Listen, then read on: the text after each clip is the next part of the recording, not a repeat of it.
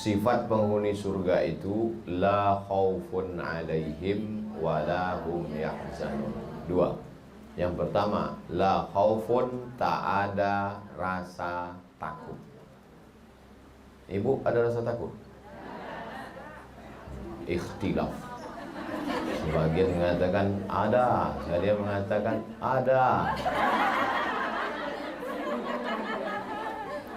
Waktu Abu Bakar dengan Nabi SAW berdua di Jabal Sur, waktu turun wahyu Jabal Nur, waktu hijrah Jabal Thawr.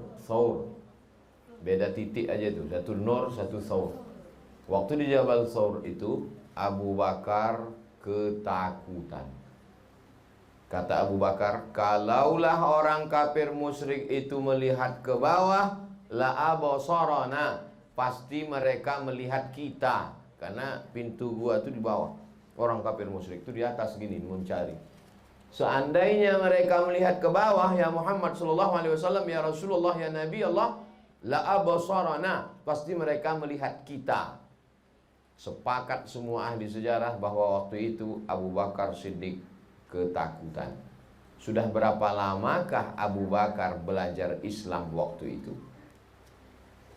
13 tahun. Hijrah itu kan setelah 13 tahun turun wahyu. Artinya apa? Kalau ibu hari ini merasa takut, itu udah tahu dah. Abu Bakar Siddiq yang 13 tahun belajar dengan Nabi saja ketakutan, apalagi kita kan? Itu namanya pembenaran. Jadi kalau ibu merasa takut, itu cemas, itu ngeri, itu galau, itu normal dan wajar. Abu Bakar Siddiq 13 tahun belajar Islam langsung dengan Nabi pun ada rasa takut. Tapi apa kata Nabi? Ma zannuka bisnaini fallahu salisuhuma. Kalau kau sangka kita di gua ini berdua, maka sesungguhnya ada yang ketiga. Siapa yang ketiga? Allah. Apa pelajaran dari cerita ini? Bahwa orang selama masih dibelah kulitnya, ada darah dan urat, berarti ada takutnya. Kecuali begitu dibuset keluar kabel. Saya tahu ibu-ibu ini ada rasa takut semua. Takut bapak itu dilarikan pelakor. Emang ketawa, tapi dalam hati janganlah ya Allah, janganlah ya Allah. Jadi ada rasa takut itu normal. Kenapa Ustadz judul siang ini Ustadz Robah? Enggak, saya tak ada robah judul. Karena sekarang ini semua orang rasa takut. Sejak Covid ini takut. Takut di PHK, takut dirumahkan. Saya dulu ada sekian pegawai karyawan dirumahkan, menangis. Saya bilang, apa salahnya dirumahkan? Dirumahkan kan enak, nggak kerja. Dirumahkan itu artinya di PHK, Pak Ustadz. Itu artinya dirumahkan, dipotong. Ustadz Somad, pajak hotel 4 miliar di kota ini, kata pegawai ke saya. 4 miliar sebulan, Pak. Iya, Pak Ustadz. Sekarang tahu Ustadz berapa? 125 juta dari 4 miliar. Berapa pegawai yang di PHK? Menangis itu karyawan mall, karena tak ada orang belanja. Oleh sebab itu ketakutan yang luar biasa. Maka kalau sudah ibu takut, ketakutan ibu ceritakan ke bapak itu, silap-silap tali jemuran itu naik ke atas. Nah, saya mau ibu-ibu ini ketika Abu Bakar takut, ada orang yang membangkitkan semangat dia untuk berani. Ma zannuka bisnaini, kalau kau sangka kita di sini berdua, maka ada yang ketiga, Allah. Dia menjadi kuat. Nanti ketika bapak tuh, aku takut ini, aku mau kena PHK, cuma anak kita, cuma anak ini, langsung ibu bilang, ma zannuka bisnaini, jangan kau sangka kita berdua, banyak lagi orang susah macam kita juga.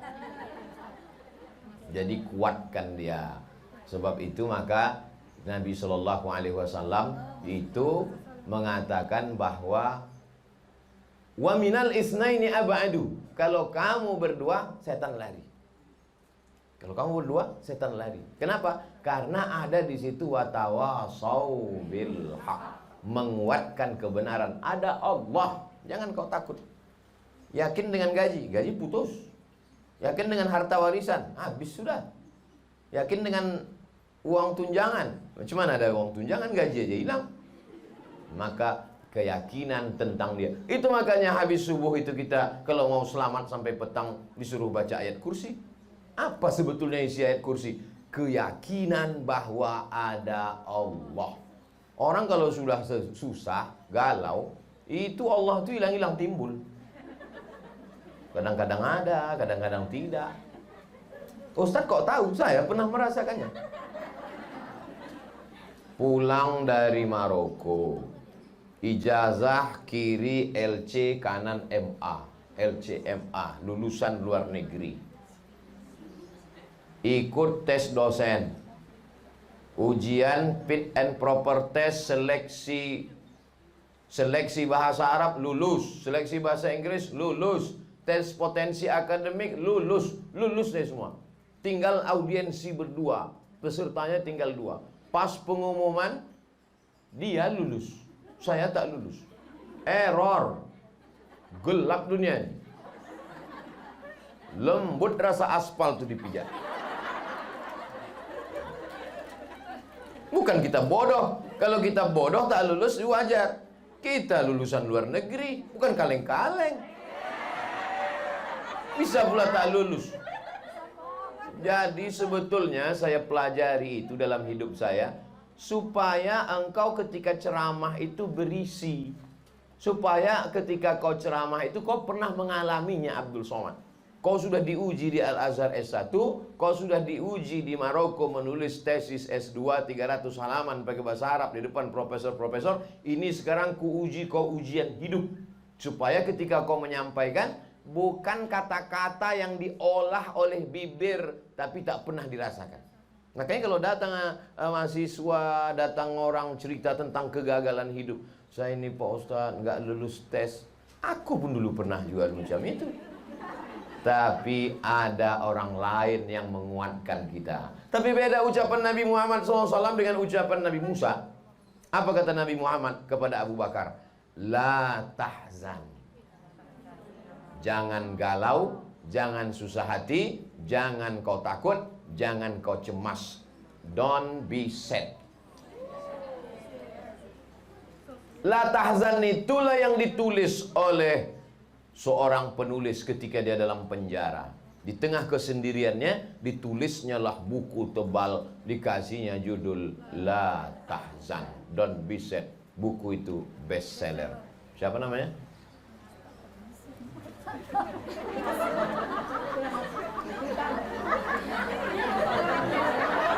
La Tahzan. Hah? Ayat Al-Qarni. Saya kadang-kadang nanya itu ngetes. Kalau ini memang tak ingat. Sebetulnya Allah mau ngasih tahu saya, ketika engkau cemas Abdul Somad waktu ceramah kau lupa, ada orang lain yang mengingatkan. Diingatkannya ayat Al-Qarni. Dia mengingatkan nggak kuat kali, karena kalau kuat terekam di situ nampak kali bodoh Ustadz itu. Masa nama ayat Al-Qarni pun kau tak ingat. Tadi bukan main sombongnya, bukan kaleng-kaleng. Ternyata ayat Al-Qarni pun kau tak ingat katanya. Ustadz itu kalau dia salah, tegurannya langsung cash and carry. Padahal ayat Al-Qarni apa susahnya mengingat. Tapi begitu dihilangkan Allah, hilangkan. Itu menunjukkan bahwa hidup ini bukan kuasa kita. La haula wala quwata illa billah. Nah, perlu ada orang yang mengingatkan kita kalau kita lupa. Perlu ada orang yang menguatkan kita kalau kita lemah. Maka ketika Abu Bakar lemah, datanglah Muhammad SAW mengatakan, La tahzan, innallaha ma'ana. Jadi ibu katakan itu, La tahzan, innallaha ma'ana. Ada Allah bersama kita, bang. Tapi belanja kita besok enggak ada. Puasa sunat kita besok, bang. Tapi jangan lama-lama kali, bang. Lama-lama kali aku tiket pesawat udah ibu siap nih balik ke Jawa. Nah, tapi beda antara jawaban Nabi Muhammad SAW dengan Nabi Musa alaihissalam. Coba lihat, tengok, coba lihat bunyinya. Innallaha ma'ana. Nah itu kan Allah bersama kita. Ma'ana, Allah bersama kita. Tapi kalau Nabi Musa enggak. Inna ma'iyya, Allahumma hdini kalau aku. Kalau kita Allahumma hdina. Nabi Muhammad lebih mengedepankan kita. Allah bersama kita. Abu Bakar, jangan takut. Tapi Nabi Musa enggak. Inna ma'iyya, bersamaku ada Allah. Kenapa Nabi Musa mengatakan bersamaku? Mengapa tak dikatakannya bersama kita? Karena sahabat Muhammad beda dengan sahabat Musa. Sahabat Muhammad SAW itu ketakutan. Orang yang ketakutan mesti kita kuatkan. Sedangkan sahabat Musa itu bukan ketakutan, menakut-nakuti. Di depan ada Laut Merah, di belakang ada pasukan Fir'aun. Maka apa kata orang Bani Israel waktu itu? Innalam mudrakun, innalam mudrakun, innalam mudrakun. Matilah kita Musa, tertangkaplah kita nih Musa. Mutu udah siap-siap Fir'aun dengan tentaranya di belakang. Di depan pula Laut Merah. Mau lari kemana kita nih Musa? Apa kata nih Musa? Kalla, tidak. Inna ma'iyya, bersamaku. Jadi bapak itu pun ibu perhatikan juga. Dia takut atau menakut-nakuti? Kalau bapak itu ketakutan, maka ibu berkata, kalla, tidak my honey. Innallaha ma'ana. Allah bersama kita. God bless us. Tuhan Allah Ta'ala bersama kita, menyayangi kita. Jangan takut bang. Tapi kalau dia menakut-nakuti, ini COVID, awas kau nanti. Awas kau nanti, kata dia. Awas kau nanti. Ibu bilang, kalla inna ma'iyya rabbi. Bersamaku ada Allah. Bersama kau ada setan. Tidak, saya yakin bapak itu tak ada yang semacam sahabat Nabi Musa. Semua bapak-bapak di Batam ni baik-baik semua. Ustaz Somad ngomong gitu kan untuk menyenangkan hati kami. Tidak. Seandainya bapak itu tak baik, tak mungkin diizinkannya ibu pengajian. Tanda baiklah dia maka ibu pengajian petang. Panas-panas begini. Bisa pula diizinkannya. Covid begini. Bisa pula diizinkannya ibu. Kalau dia Fir'aun, mana dikasihnya sih? Bang, aku mau pengajian. Jangan tak ada pengajian tuh. Ada itu gitu. Sini aja kau sampai mati. Tapi begitu ibu bilang, bang aku pengajian. Pergilah kau pengajian supaya nanti kau masuk surga. Kalau abang masuk neraka, kau tarik-tarik abang dari neraka. Nanti ya. Nah, oleh sebab itu ibu yang dimuliakan Allah Subhanahu wa taala, maka disebutkan dalam Al-Qur'an, huwallazi anzala sakinata fi qulubil mu'minin. Allah yang menurunkan ketenangan ke dalam hati orang yang beriman. Letak ketenangan itu macam cawan kosong. Ini letaknya. Hati macam cawan kosong. Lalu ketenangan itu airnya. Ditumpahkanlah air ke dalam. Jadi hati kita itu, dibuka hati kita itu untuk menerima ketenangan dari Allah Subhanahu wa ta'ala.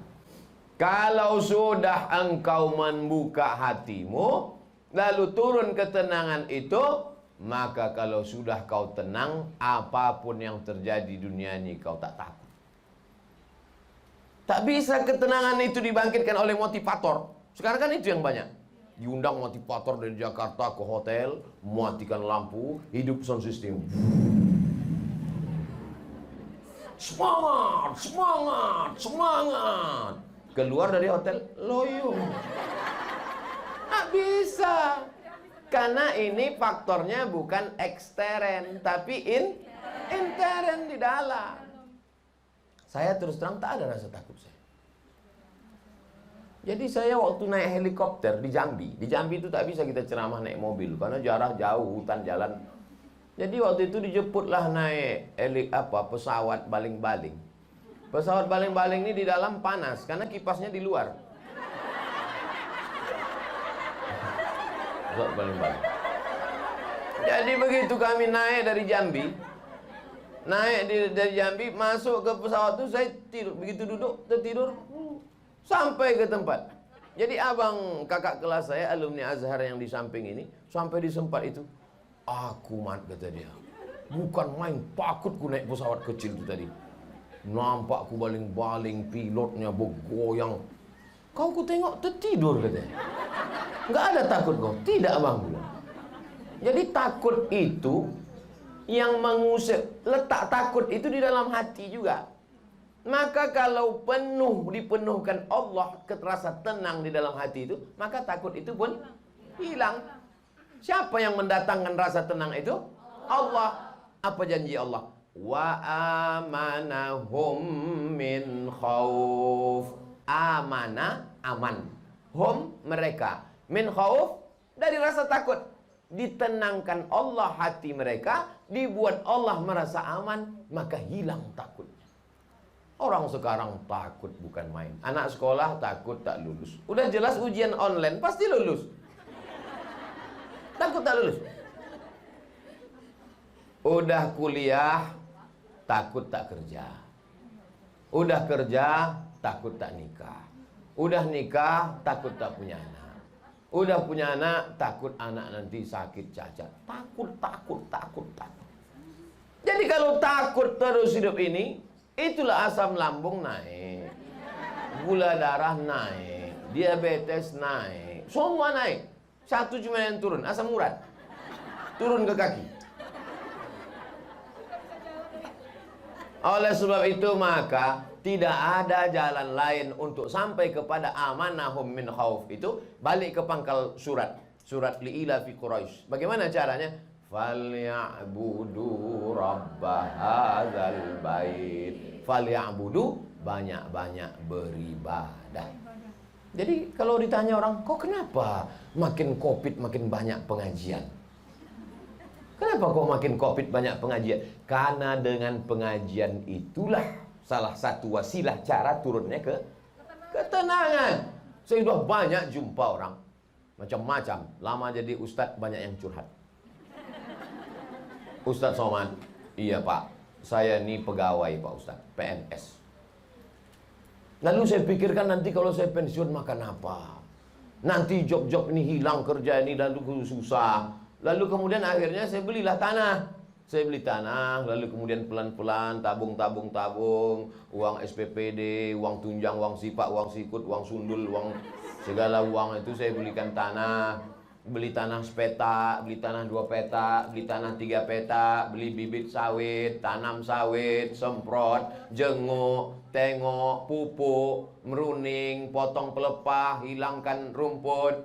Akhirnya Pak Ustadz buah pasir. Begitu mau dipanen, dipanen orang. Rupanya tanah itu bermasalah. Nah udah mau pensiun, tak tidur sampai jam 2 malam. Berputar-putar di kepala itu, mengutuk nasib, melihat masa lalu. Kenapa kau beli tanah? Kenapa kau tanam sawit? Coba kalau kau buat dulu kos-kosan. Coba kalau kau dulu. Habis kan sekarang diambil. Jam 2 malam mata berkedip-kedip tak bisa tidur. Pergilah ke Pekanbaru. Inilah ibu. Cerita orang sedih ibu ketawa. Jadi ternyata tidak semua orang merasakan kesedihan kita. Saya ragu mau melanjutkan ceritanya. Pergilah dia ke Pekanbaru, jumpa psikiater. Dia dokter jiwa. Dikasih psikiater inilah obat. Ini obatnya, sesumpit obat tadi. Ini obat, sumpit itu tempat orang inilah obatnya, yang obat ini dimakan sebelum makan, yang obat ini dimakan sesudah makan, ini dimakan sekali sehari, yang ini dimakan 3 kali. Mendengar obat itu makin bertambah beban. Dimakan obat ini tertidur. Begitu udah terbangun, berputar lagi di kepala tadi. Kenapa kau beli tanah? Kenapa ini? Kenapa kau habislah duit kau tuh? Bagus kau kawin sekali lagi kemarin. Kata setan itu bukan kata saya. Setan itu dalam macam-macam berbisik dia. Yang itu tak ada dari bapak, tambahan dari saya. Untuk mancing-mancing ibu aja. Akhirnya adalah anak dia kuliah di Universitas Riau di Pekanbaru. Anak dia ini selalu ikut kajian saya subuh Sabtu, kajian hadis di Akramun Nas, Unri Goba. Ya, ada pengajian ustadz di situ. Begitu saya dengar pengajian ustadz, hilang yang berbisik-bisik itu. Lalu kemudian datang saya setiap Sabtu, Pak Ustadz. Dia jauh dari Indragiri Hulu, 3 jam naik mobil. Tapi demi hilang ini bisikan-bisikan di kepala ini, kupaksa-paksakan datang Pak Ustadz. Akhirnya aku ikuti pengajian Ustadz setiap Sabtu, hilang dan sehat aku sekarang Pak Ustadz. Pulang dia ke kampung, lama udah ceritanya. Pulang dia ke kampung, dia menjadi aktif, dihidupkannya masjid. Saya diundang ke kampung itu acara lomba rebana ibu-ibu. Semangat dia, balik lagi ke masjid. Disitulah baru saya paham, ternyata ceramah itu menghilangkan susah hati orang, menghilangkan rasa takut orang. Dulu saya ceramah tak tahu saya efeknya itu. Tahu saya ceramah itu ya ceramah aja. Ceramah saya, habis itu tanya jawab, selesai. Dulu gitu, ceramah tanya jawab selesai. Sekarang ceramah tanya jawab, foto-foto pula. Barulah saya paham, rupanya ceramah itu salah satunya adalah mengusir. Setelah saya baca dalilnya, memang ada dalam hadis. Majtama'a qaumun, sekelompok orang berkumpul. Yatsluna kitab Allah, membaca ayat-ayat Allah, membaca hadis-hadis Rasulullah SAW, bersolawat dia. Berkumpul, membaca ayat-ayat Allah, membaca hadis-hadis Rasulullah, bersolawat. Wa yatadarasunahu fima bainahum, mengkaji isinya. 3 yang kau lakukan, 4 dibalas Allah. Nazalat alaihimus sakinah. Ini dia. Saya sudah lama tahu hadisnya, tapi nyata langsung dialami orang baru setelah jadi ustaz. Nazalat alaihimus sakinah, diturunkan Allah ketenangan ke dalam hatinya. Hafat bihimul malaika, turun malaikat. Kalau udah turun malaikat, setan-setan kabur lagi. Begitu setan nengok ada malaikat, cabut kita, gawat ini kata dia. Ghasyiyat bihimur rahmah, diliputi Allah dengan rahmat dan kasih sayangnya. Wa zakarahumullahu fiman indah, dibanggakan Allah Ta'ala kepada para malaikat. Salah satu menurunkan ketenangan ke dalam hati adalah dengan pengajian. Jadi kalau sudah ibu ini tenang, pulang dia ke rumah, bapak itu pun bisa ditenangkannya. Anjing herder aja tenang, apalagi bapak itu. Seorang koruptor didudukkan di kursi terdakwa. Ketika ditanya oleh hakim, makan kau sikit, badan kau bukan gemuk besar, pakaian kau pun biasa saja, mobil kau pun biasa saja, kenapa sampai kau korupsi sebanyak ini? Mengakulah dia di situ. Biniku minta belikan gelang sebesar, minta kaki. Banyak orang tak setuju dengan cerita ini, karena seolah-olah di situ perempuan dipojokkan. Iya kan? Oh, apa laki-laki masuk penjara gara-gara perempuan? Tapi ini fakta, bukan fiktif. Memang bapak itu tak terlalu banyak keinginannya. Dia mau minum teh manis tak bisa, kena diabetes meletus. Mau makan rendang kambing tak bisa, kolesterol karena sudah kena banyaklah penyakit-penyakit. Jadi kenapa dia tetap korupsi? Karena keinginan. Tapi kalau udah ibu itu mengaji, macam ibu-ibu inilah, mana banyak kali keinginannya kan? Ibu-ibu ini tak ada. Ibu-ibu ini sudah selesai dengan urusan dunia ini. Tak mau dia cincin besar, tak mau dia rantai. Untuk apa ibu lah rantai? Bukan bisa ditengok orang. Jilbabnya panjang.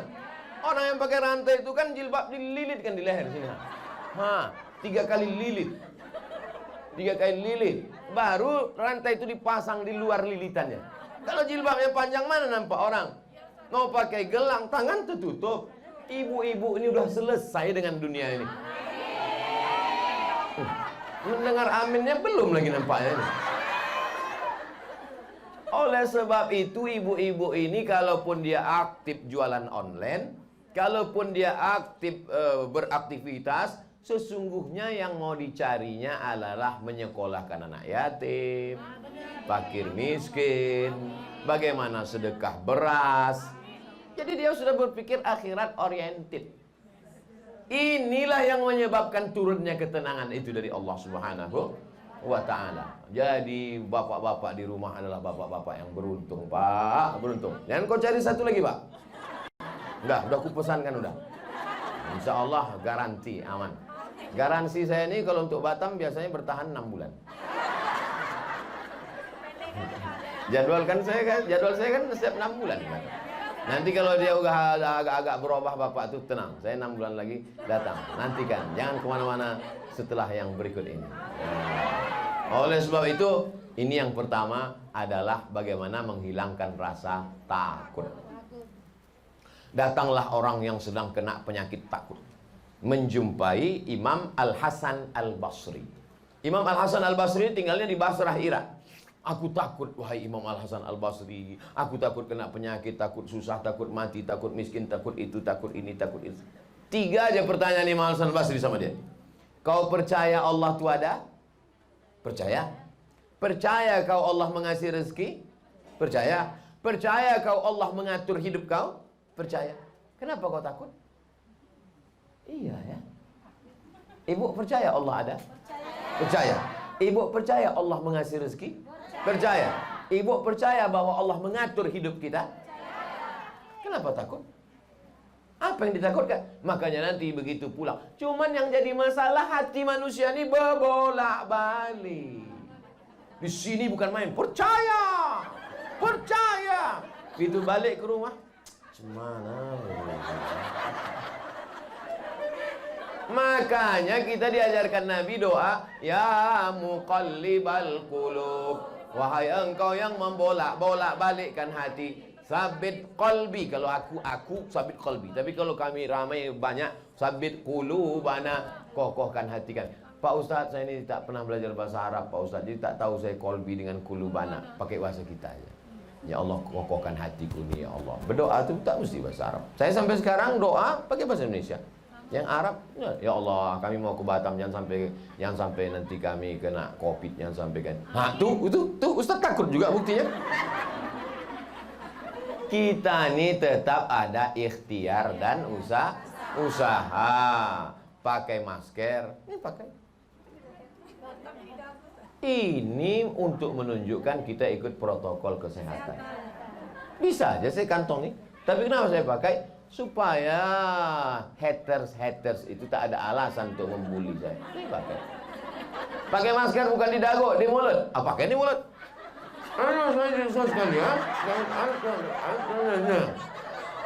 Anak jelas. Itu gunanya. Nah, oleh sebab itu maka tidak ada jalan lain kecuali yang menghilangkan was-was dalam hati itu. Asyaitanu ya'idukumul faqara. Setan selalu membisikkan dalam hatimu al-faqra. Orangnya fakir, sifatnya faqra. Fakir orangnya, sifatnya faqra. Artinya kurang belanja. Rumah kurang besar, karpet kurang tebal, gelang kurang besar, kurang. Itu kerja setan itu. Setan tak usah disalahkan. Memang kerja dia itu dah.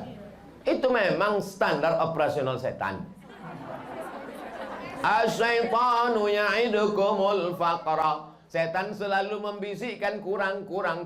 Setelah kurang baru masuk pada step berikutnya. Wa ya'murukum bil fahsya.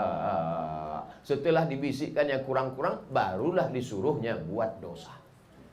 Rumah kau kurang besar. Memang rumah kau besar tapi kurang cantik. Memang dindingnya bagus tapi wallpapernya kurang bagus, mesti diganti yang baru. Pagarnya kurang kokoh. Masa tetangga pagarnya udah 5 meter kau masih semeter setengah.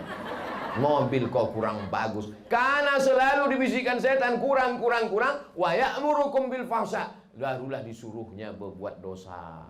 Kalau begitu cepatlah, biar cepat kaya kau korupsi. Kalau laki kau tak bisa korupsi, bagus kau piara tuyul 3 kontainer gitu.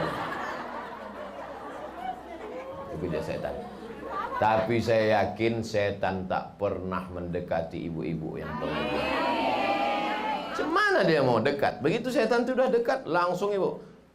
Fabi ayyi alai rabbikuma tukadziban. Kepanasan setan itu. Pergi dia. Ibu-ibu ini tak bisa kita dekat. Gitu dah mau dekat-dekat dia. Sallallahu ala Muhammad. Lari dia tak jadi. Maka setan-setan yang mendekati ibu ni kurus-kurus semua setan. Setan tu makin kurus, ibu makin gemuk. Oleh sebab itu maka setan itu selalu mengikuti orang yang beriman. Adapun yang tak beriman tak perlu diikuti setan lagi. Ada satu setan latah lah. Diikutinya pula yang jahat ini. Kata setan yang ini, kenapa kau ikuti dia? Dia tuh udah macam kita, udah. Yang kita goda nih yang baik-baik ini aja. Maka jangan heran ibu nanti kalau ada mana tahu ada tetangga kawan, itu Pak Ustadz tak pernah pengajian, kenapa hidupnya lancar? Dia memang tak didekati setan. Oh, dia udah jadi setan. Nah, didekati setan lagi. Nah, tapi yang paling mengerikan adalah kita yang merasa sudah bebas setan. Bebas COVID aja belum tentu. Kalau COVID ini di rapid test, ibu jangan takut saya ceramah ini. Saya sudah lulus rapid test dan diambil darah bebas. Bahwa Ustadz Somad tidak ada bebas COVID. Baik COVID-19, 20 maupun 21.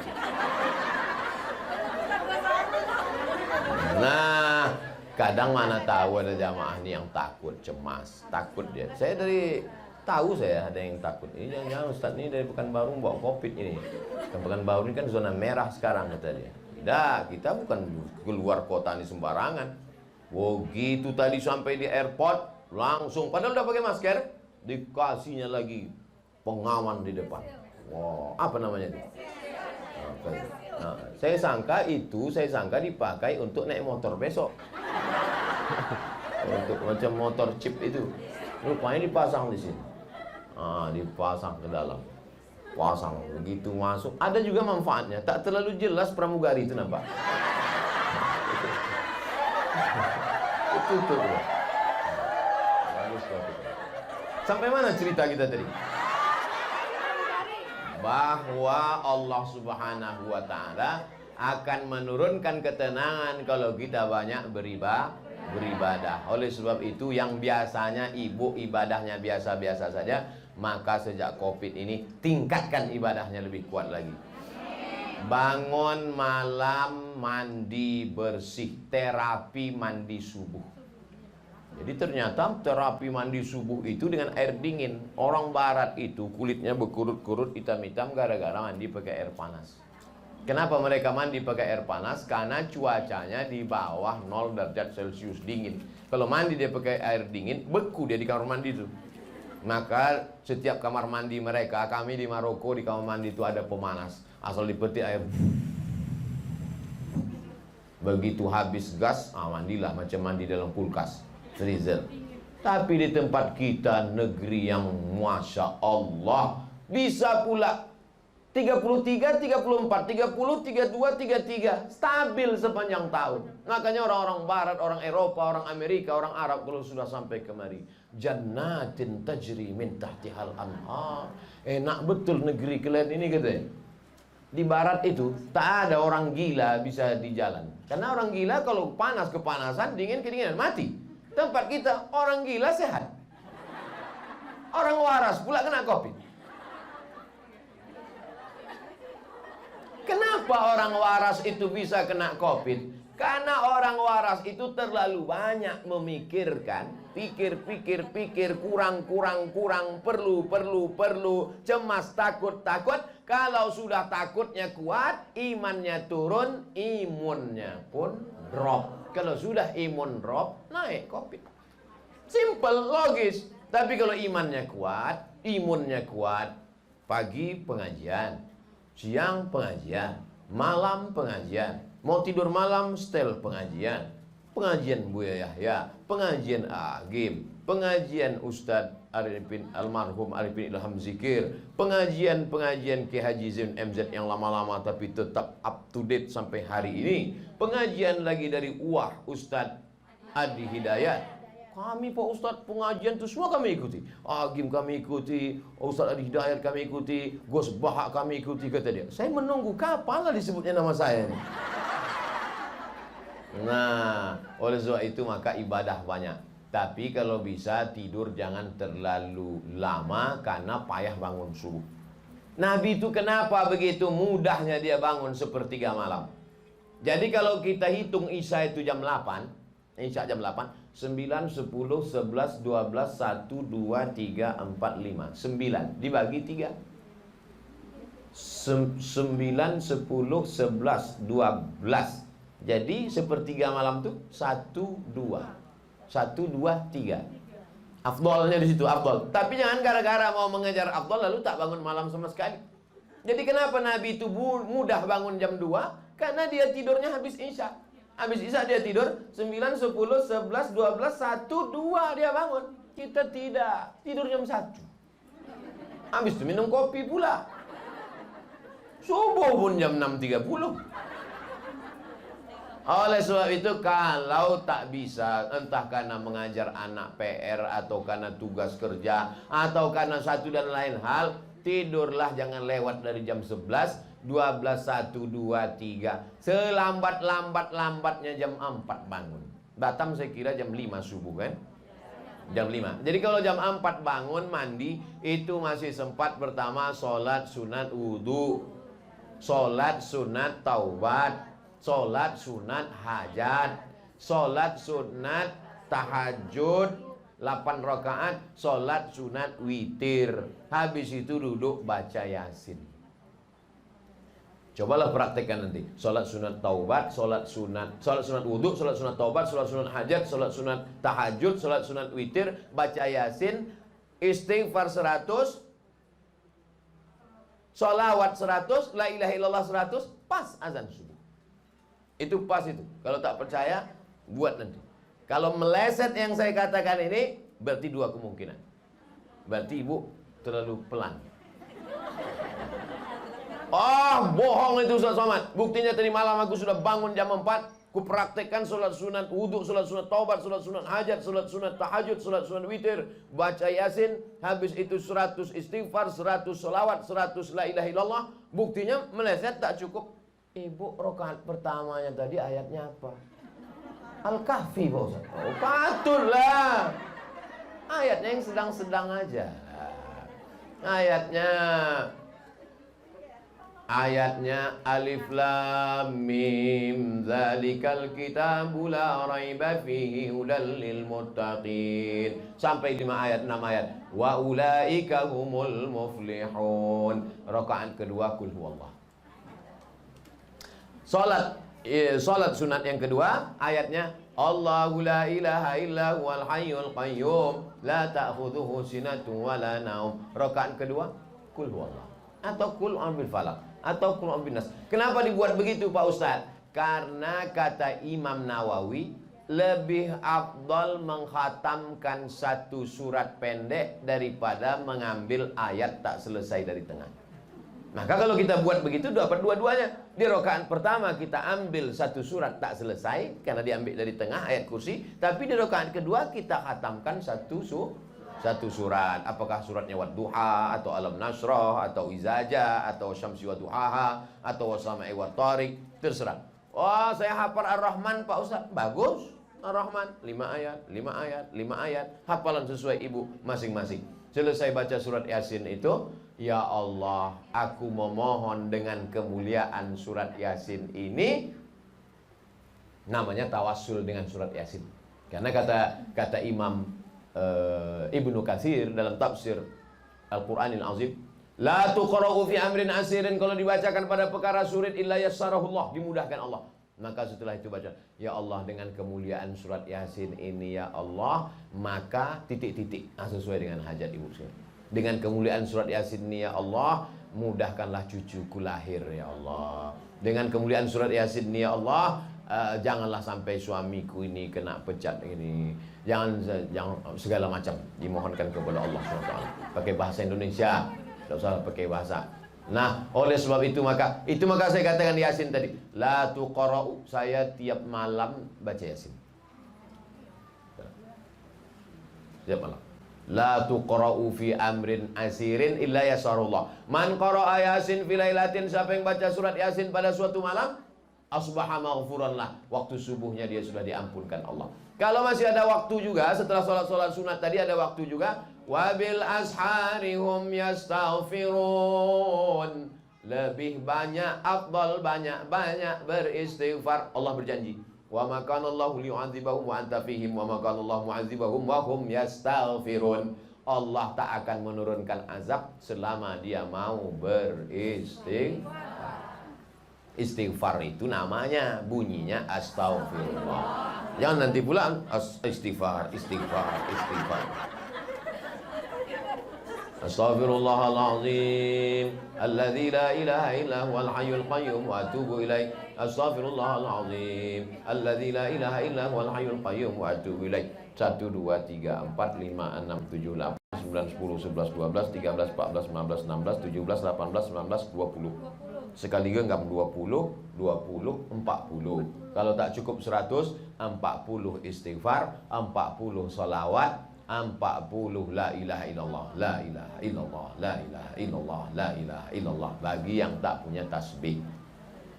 Ibu tak punya tasbih, banyak dulu Pak Ustaz. Balik umroh 100 saya beli. Terus habis semua untuk orang. Untuk oleh-oleh. Tak apa-apa, pakai tangan aja. 20, 20, pas 100. Cuman kadang kalau tangan ini udah yang keberapa udah nih ya. Bagus juga yang punya tasbih yang diletakkan panjang. Cuman kadang kalau itu orang terlalu terpancing untuk cepat-cepat. Macam makan goreng kena panas.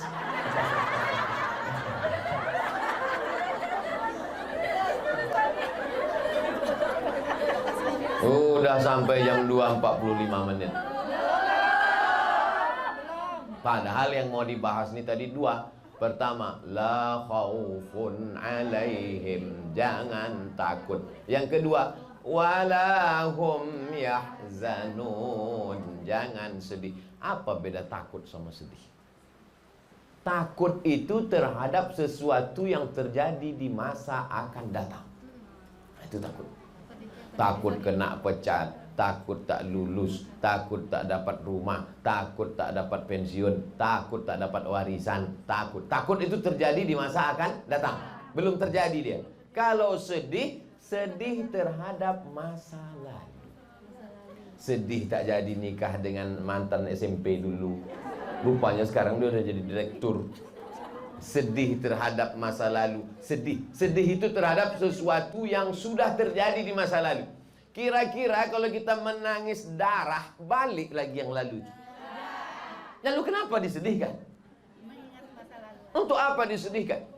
Maka jangan terlalu banyak menengok kaca spion sampai lupa menengok kaca depan. Mana yang lebih besar, kaca depan atau kaca spion? Kalau perlu patahkan kaca spion. Tapi jangan, kita kan mau mundur juga. Oleh sebab itu maka sekali-sekali aja tengok. Ibu kalau naik motor, lebih banyak nengok ke depan atau nengok kaca spion? Kalau terlalu banyak nengok kaca spion, nabrak lampu merah, tangkap polisi lah. Oleh sebab itu, tatap masa depan. Tulis nanti depan motor tuh, tatap masa depan. Balikkan spion ke depan.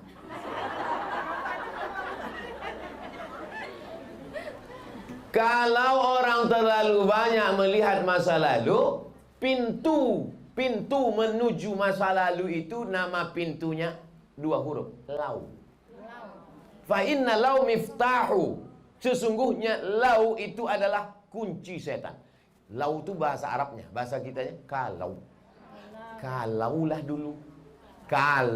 dulu aku ikut kuliah tes, kalaulah dulu aku tak jadi sama bang nih. Sekali kalau akan disusul. Makanya begitu sekali kalau di sini terlintas, sekali kalau langsung tepuk jidat. Astaghfirullah. Dia kuat-kuat kali. Astaghfirullahaladzim. Jangan pernah ada kalau walaupun sekali. Yang boleh disesali itu adalah kenapa aku muda dulu tak baca Quran. Kenapa aku dulu tak berjilbab sampai keriting macam-macam udah dicoba. Ada keriting tripis, ada keriting halus, rambut merah kuning kelabu. Itu yang boleh disesali. Kenapa aku dulu tak belajar menghafal Quran? Kenapa aku dulu tak jadi qari'ah? Sehingga penyesalan di masa lalu itu dibalaskan sakit hati sekarang dengan rajin membaca Quran.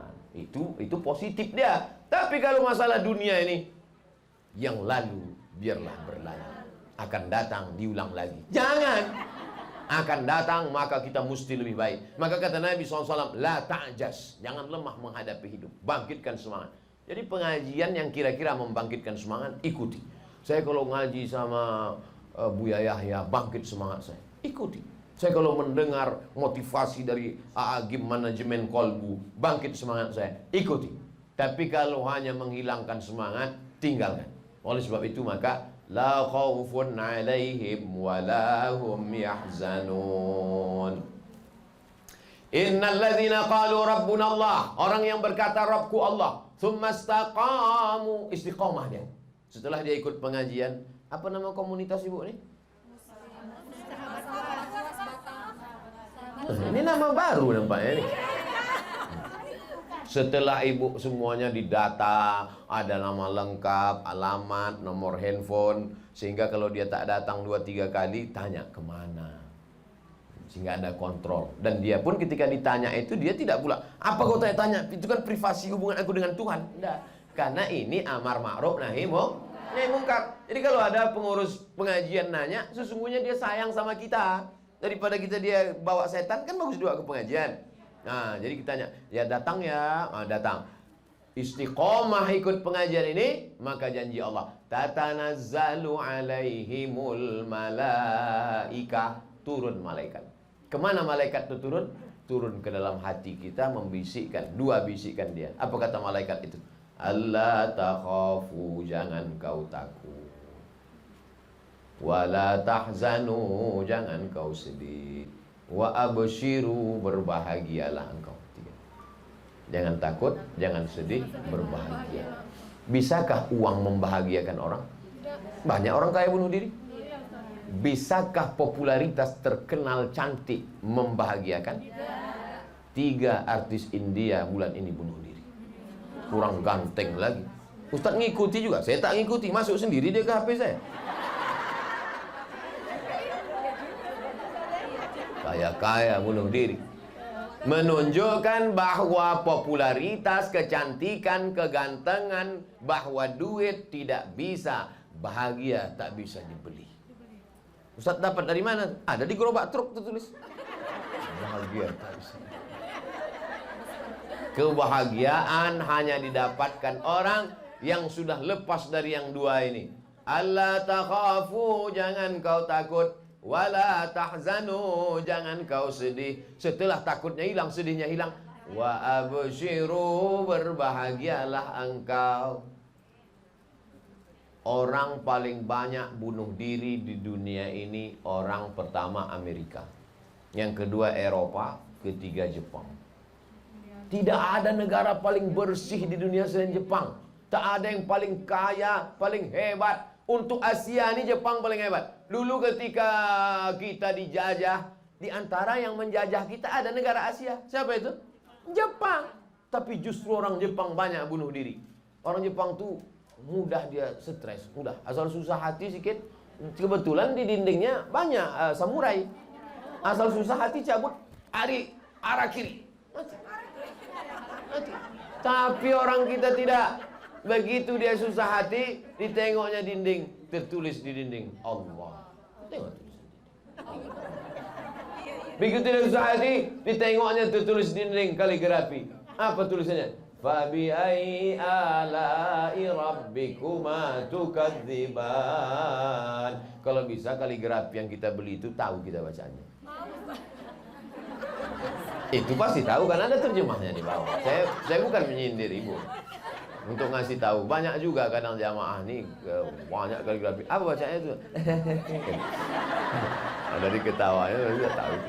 Kalau itu ada terjemahannya. Nikmat apa lagi yang kurang kau syukuri? Orang di tempat lain bernapas saja susah. Tapi ketika kita diingatkan, fabi ayyi ala'i rabbikuma tukadziban, nikmat mana lagi yang kau dustakan, kenapa tak kau syukuri? Kita bernapas enak. Ada orang judul lagunya setengah napasku pergi. Oleh sebab itu maka tenang insya Allah. Negara paling hebat Amerika, paling hebat Eropa, paling hebat Jepang, angka bunuh diri tinggi. Orang naik ke gedung lantai 100 kondominium, apartemen, terjun ke bawah, pop, pecah berserak otak, mati. Kenapa? Berawal dari stres, meningkat ke depresi, akhirnya putus asa bunuh diri. Orang kita, mereka naik mobil mewah, tapi hatinya susah. Orang kita naik angkot tidur sampai lewat gang. Kalau tak dibangun nih sama tukang angkot, bu, udah sampai terminal. Apa katanya? Marah pula itu. Ilaha illallah. Habis waktu kita. Sekarang kita jawab pertanyaan.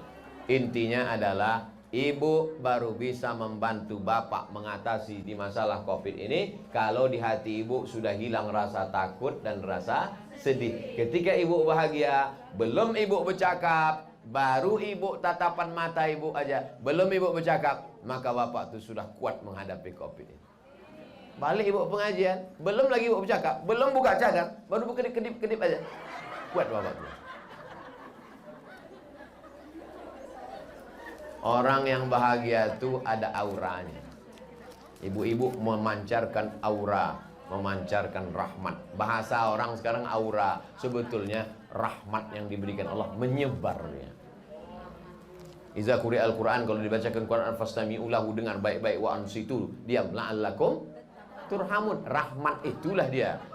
Banyak zikir, banyak salawat, ada rahmat. Rahmat itu menyebar. Rahmat dari ibu, rahmat dari ibu, rahmat dari ibu. Maka berkumpul rahmat-rahmat Allah. Kita ini masuk surga kenapa? Karena rahmat Allah, bukan karena amal kita. Tak ada hadis menyebut orang masuk la yudkhilal jannata ahadakum amaluhu. Kamu masuk surga bukan karena amalmu, karena rahmat Allah. Jadi untuk apalah kita bangun malam, mandi bersih, sholat sunat wudhu, sholat sunat taubat, sholat sunat hajat, sholat tahajud, untuk mendapatkan rahmat Allah. Tapi pas saya berdoa, semoga kita dapat rahmat Allah, semua mengatakan amin. Ada satu ibu-ibu, diam aja dia. Ibu kenapa diam? Rupanya nama lakinya Pak Rahmat. Dia udah dapat gitu deh. Ayah-ayah wah ya.